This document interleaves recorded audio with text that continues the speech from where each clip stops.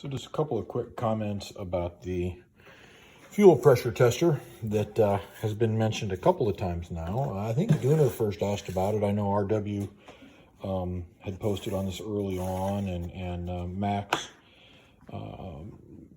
attested to it. And he I think he said he owns one, and he knows several folks that have used it successfully. So when Dooner asked about it, I went out and checked Amazon reviews, and there were some criticisms out there on it.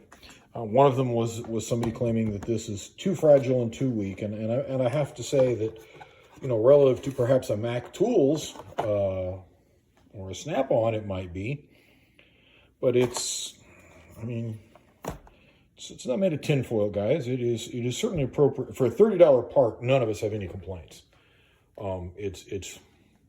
Well, the whole thing's pretty well made for a $30 part. I mean, heck, if I was going to have any complaint at all, this is really thin plastic here, but adequate.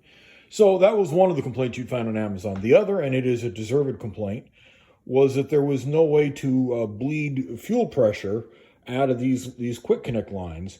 And so it was tough to get it back apart, and it would spray fuel all over the place in unpredictable places, blah, blah, blah. That is the nature of this quick little video.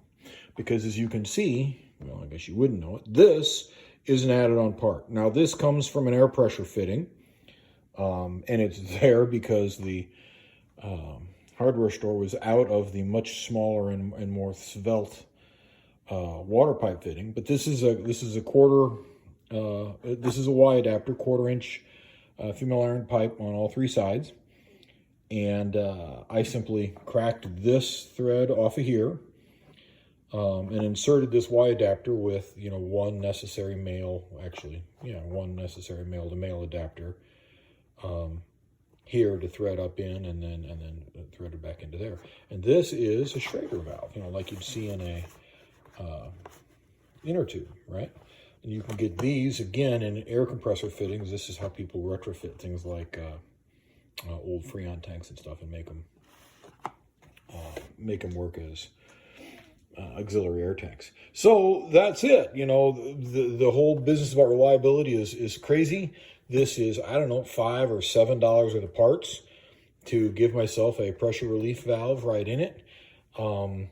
About the only thing I had to do to make it fit was to make a few notches here to accept this bigger fitting, and then that, of course, cost me what would otherwise have been that storage, right? But big deal. There's a more than adequate place to store right there, right? So bingo bango bono. Every fault that I know of in this easily fixed for, like I say, $6 or $7 of parts at a hardware store. Food for thought, guys.